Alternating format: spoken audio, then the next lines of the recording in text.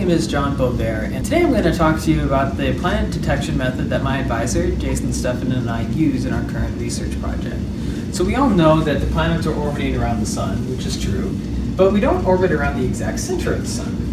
Instead, we're orbiting around the center of mass of the solar system, whose location is continuously changing because the planets are continuously orbiting. Now, sometimes this center of mass can be upwards of 1 solar diameter away from the center of the sun. And so basically, the sun is not a stationary object in the solar system and has its own orbit that it needs to take. And now what's pretty interesting, when we look at the stars around us, we can see that they are following their own orbits as well. So we can see this by measuring the radial velocity of the stars. And so the radial velocity is just the amount of velocity an object is moving either towards us or away from us. And so one way that we can see this is using a rocket cone. And so this rocket cone is traveling in this direction with some true velocity. Now here's us. We're watching the rocket fly by. But the radial velocity that we would measure is only the part of the velocity that's moving away from us, which you can see is slower than the true velocity. Now if we're able to measure what this angle is here, then using trigonometry we can combine the radial velocity, this angle, and then figure out what the true velocity is.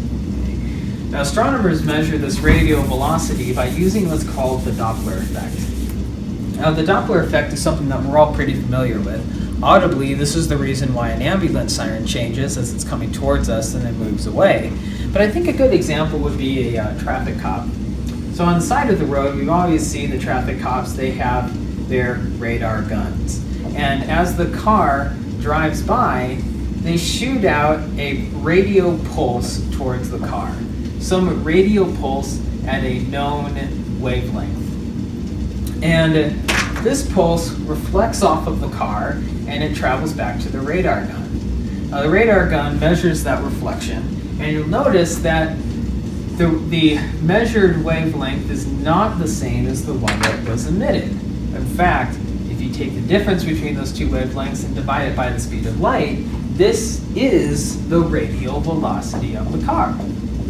So now the only thing the cop needs to do is get an estimation of what this theta is, this angle, and then they know exactly how fast your car is going, and it's time for a ticket. So astronomers do this same sort of thing to measure the radial velocity of stars. So they measure what's called the absorption lines of stars. So stars generate light, and before this light can escape and make its way out into the rest of the universe, it has to travel through what's called the photosphere. And the photosphere is like, you can think of it as like the atmosphere of a star.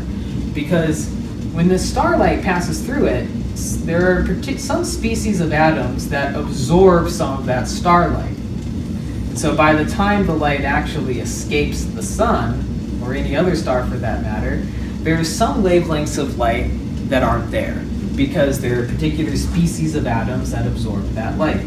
Species like hydrogen, calcium, sodium, for example.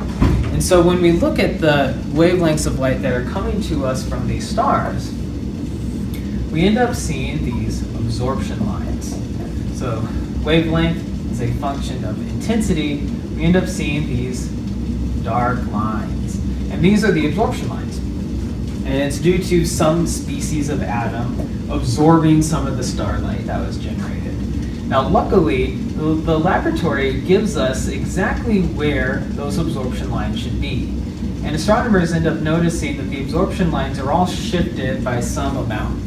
And if we can measure what this amount is, that'll tell us what the radial velocity of that star is currently. And so what you can do over a series of mini observations, if you calculate the radial velocity as a function of time, eventually you'll have enough data points to fit a planet to the signal. And from this you can figure out things like mass, period, and so on.